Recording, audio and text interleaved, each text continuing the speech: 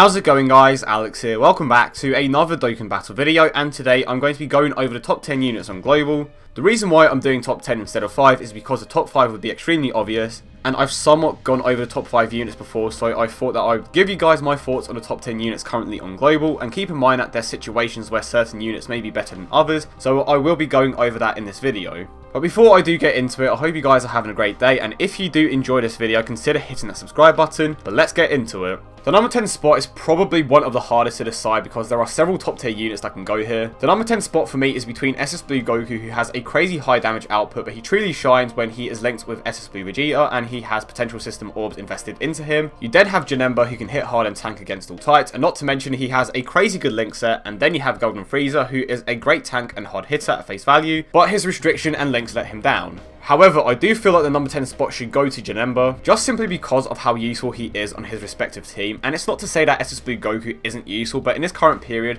SS Blue Kaioken does everything that SS Blue Goku does, but better, and keep in mind that at this point in time on Global, Super Saiyan Blue Vegeta hasn't received a Dokkan Awakening and the ability system, which is one of the biggest factors in SS Blue Goku, out-damaging Super Saiyan Blue Kaioken, but he is still a great unit nonetheless. But unfortunately for Golden Frieza, he just doesn't have what it takes to be in that number 10 spot. To be honest, if it wasn't for his restriction and typing, he could have potentially been in this number 10 spot, but because of how hard it is to maintain his restriction on Monotech, he just isn't as good as Super Saiyan Blue Goku and Janemba.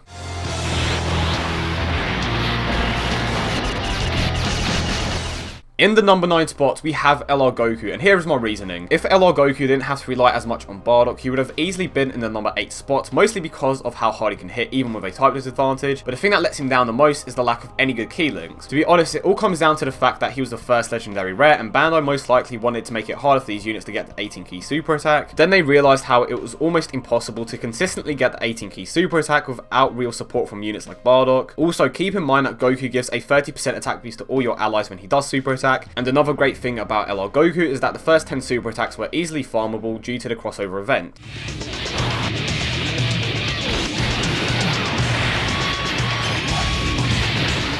In the number 8 spot, we have everyone's favourite card, Gogeta, and I am going to be going over why he's better than LR Goku. Gogeta has the superior link set, as he has common links like Over in a Flash, Prepare for Battle, and Fuse Fighter, so super attacking isn't a problem for him, but the best thing about him by far is that he can consistently hit hard, and he also doesn't have to worry about type disadvantages. But going back to what I said earlier about LR Goku being in the number 8 spot if he didn't have to rely as much on Bardock, because of how hard Goku can hit at super attack 20, and of course when he gets his 18 key super attack, he still hits for the same amount that Gogeta does, even when LR Goku has a type disadvantage. So in terms of damage, Goku is easily superior, but as I said before, him having to rely on Bardock really does drag him down, which is unfortunate. And keep in mind that Goku also gets a 25% attack boost from the first Awakened link that he shares with Bardock, which is huge. So without Bardock, he is missing out on a big portion of his attack. But basically what I'm trying to say is that LR Goku with Bardock is superior to Gogeta, however LR Goku without Bardock is inferior.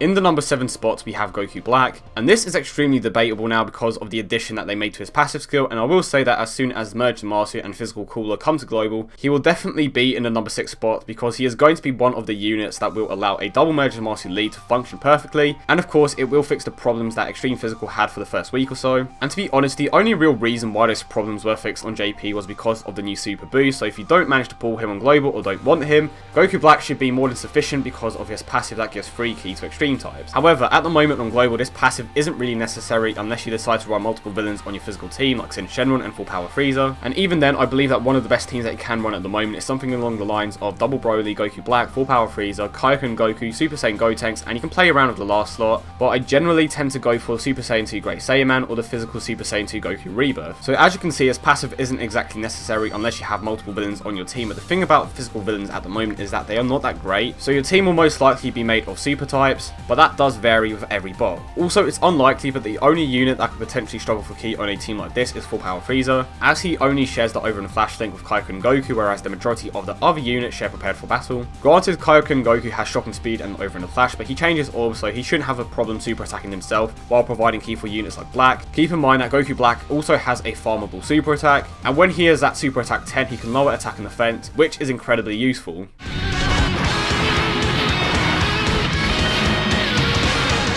In the number 6 spot, we have Super Saiyan Blue Kaioken. He has unfortunately started to fall off on Japan, as Super Saiyan Blue now hits much harder than him thanks to the ability system, and of course Super Saiyan Blue Vegeta also has a Dokkan Awakening, which pretty much solidifies Super Saiyan Goku's place as the superior Super Saiyan Blue. But of course, one of the things that Super Saiyan Blue Kaioken has over SS Blue Goku is that incredible link set. However, Super Saiyan Blue Kaioken on Global is still an incredible unit due to his versatile link set and the fact that he is still one of the hardest hitters in the game. He has great links like Over in a Flash, Shocking Speed, and Prepared for Battle, making him the second unit in the game alongside STR Super Saiyan God Goku to have a link set like this. He unfortunately has a flat out attack and defensive boost, which is why he has started to fall off on JP. But one thing that not many people bring up about Goku is that he can also tank normal hits thanks to the defensive boost that he gets. And you do lose 5% of your health every time you super attacks, but honestly because of how much health you already have on a mono AGL team, it doesn't necessarily matter, and you're going to have at least 3 tanks in your team if you include Super Saiyan Blue Kaioken, potentially even 4 if you want to use Golden Frieza, so losing that amount of health really isn't a problem. But if you are really bothered by it, you can use a unit like Agility Kid Buu, who recovers around 12% of your health. He obviously isn't capable of debuffing like Goku Black, but because of how much he currently gives to your team on Global, I just don't feel like Black is a superior unit just yet. But as I mentioned before, this version of Goku Black will be superior to Super Saiyan Blue Kaioken as soon as specific units come out, but at the moment Super Saiyan Blue Kaioken's consistent damage output and incredible link set put him above Goku Black for now.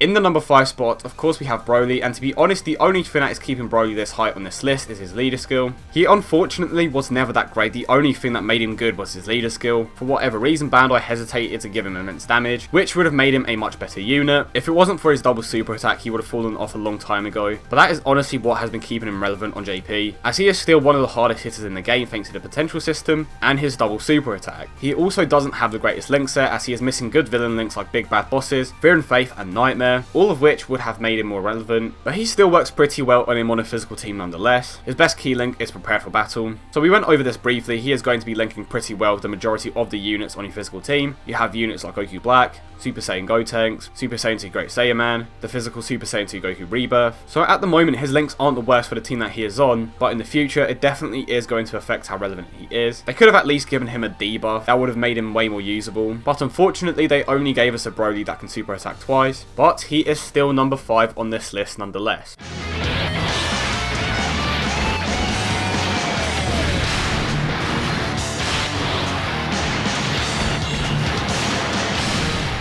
In number 4 we have Super Saiyan 3 Gotenks. I would imagine that a lot of you have seen my analysis of all the godlies with D3. You would know that initially in the number 4 spot we did have Omega Shenron, where we were definitely wrong because despite Gotenks being one of the hardest hitters in the game, it just doesn't put him over a great unit like Omega Shenron. Also, I didn't find out about this till quite recently, but Gotenks' 11 key super attack increases his attack by 100%, which pretty much means that you want to be aiming for that amount of key every single time, but because of how links work on monotech, it may be hard to consistently aim for that. Over in the Flash and Fused Fighter are his main links, but of course he doesn't share Over and Flash with anyone unless you want to run Margin Vegeta.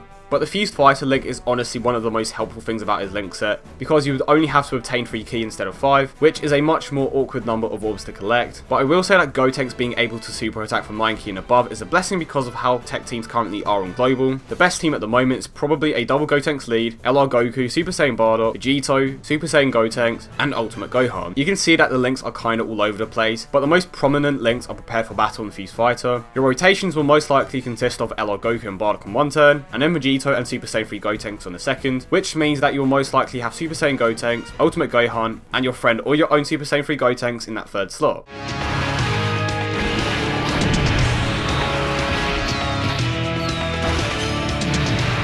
In the number 3 spot, we have Omega Shenron. He may not be the hardest hitter here, but he just provides so much to mono STR that he deserves to be in the number 3 spot. For one, he has an incredible link set. He has links like Big Bad Bosses, Shocking Speed, GT, and Fear and Faith. He has incredible stats which definitely shouldn't be overlooked, as this is one of the things that makes his damage reduction even greater, and he can also hit consistently hard. The best thing about him by far though is his ability to reduce damage and allow others to tank. The 30% down to enemy attack makes a massive difference when it comes to taking less damage, especially if you're going to be taking hits with Omega Shenron. The reason being that his own leader skill increases his defense to the point where his damage reduction makes enough of a difference for him to take minimal amounts of damage from normal and super attacks. Additionally, if you have other units with high defensive stats or defensive capabilities like Metal Rildo, it further enhances how well they can tank. But the point that I am putting across is that Omega Shenron allows your team to survive with minimal problems whilst being able to hit hard himself.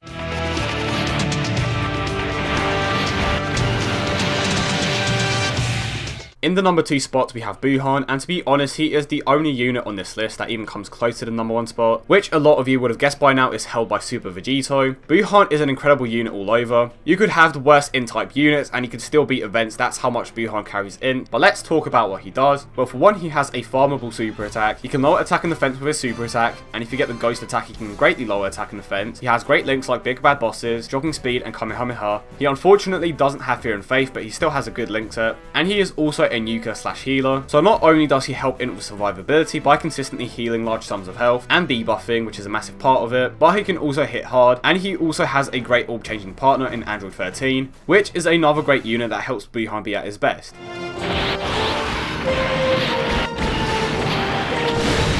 And of course, in the number 1 spot, we have Super Vegeta. There isn't much to say about this guy, he's just the closest thing to a perfect unit. His only weakness is that he can't tank super attacks. I will say that on JP, with the dodge ability, he can dodge super attacks and sometimes counter them. That does rely on a chance, but theoretically, he should be capable of countering everything. But that does rely on him having certain abilities. But overall thoughts on him, he has a great link set because he has links like Prepare for Battle, Shocking Speed, and Fuse Fighter. He can tank and counter regular attack. He gives a 30% attack boost to all your allies when he super attacks. And for a unit that doesn't receive an attack boost from his passive, he hits pretty damn hard, but this mostly comes down to a 12 key multiplier of 150% and the fact that he also has immense damage. And one last thing, if you're really bothered that Vegeta can't tank super attack, just bring the Barber item that stops super attacks or a sealer like Oceanus and you are set to take next to no damage.